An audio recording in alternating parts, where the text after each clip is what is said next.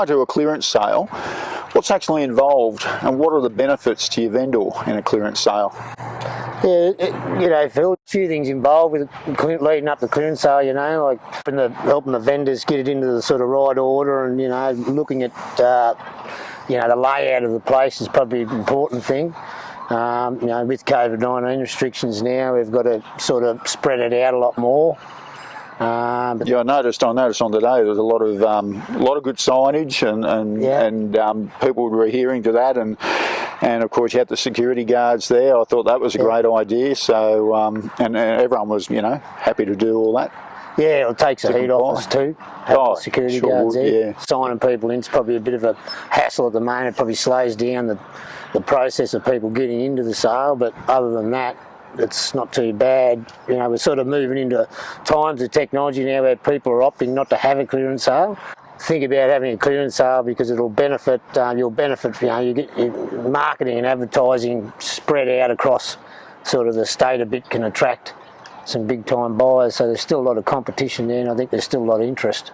With the numbers that we saw last Saturday at the clearance sale for Linview, that about 230 cars, I think I counted in the paddock, and good numbers again. I obviously like to follow the John Mair and Co. Clearance sales. Must be some bargains or something, hey? I hope they like to follow us, mate. Yeah, there's 217 registered bidders like the other at Linview, which was big. I think our marketing and advertising was spot on, along with Facebook getting a lot of views and people creating a lot of interest there. I did notice prior or leading up to the clearance sale, there was some good social media strategy that you had in place there, and that obviously alerted people to it, and that really paid off. You could tell that from... I think it works. It's a long day for you, 8 a.m. till about, 4:30, and you just sort of winged it. You just got in before the big shower, the big storm came through. That was good timing. But so obviously, the benefits to your vendors, happy that they've sold, and obviously you've been able to sell everything for them, and from all sorts of small items to large machinery items. What are the other benefits to a buyer? I think there's a benefit to a buyer if it's advertised properly. There's a lot of interest with certain farm equipment, tractors and that sort of stuff, farm implements, sort of farming gear, and that sort of thing.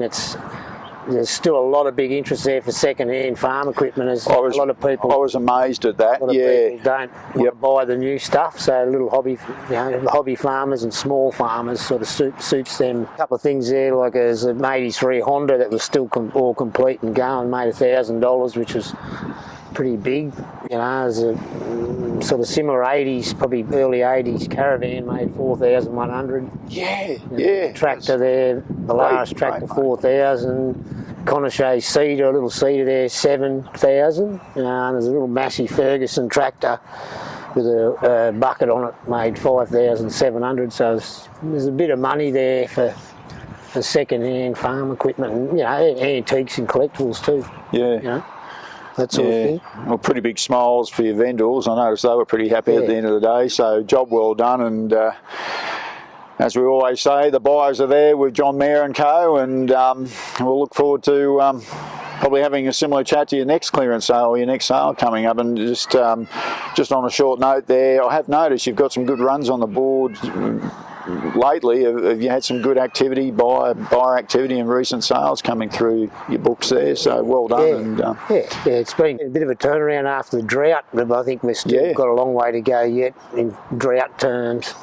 I think there's still a lot more rain that has to fall, but it's good to see the country's changed and the interest is there. Yeah. All right, mate. Until next time. Thanks, Phil. No worries.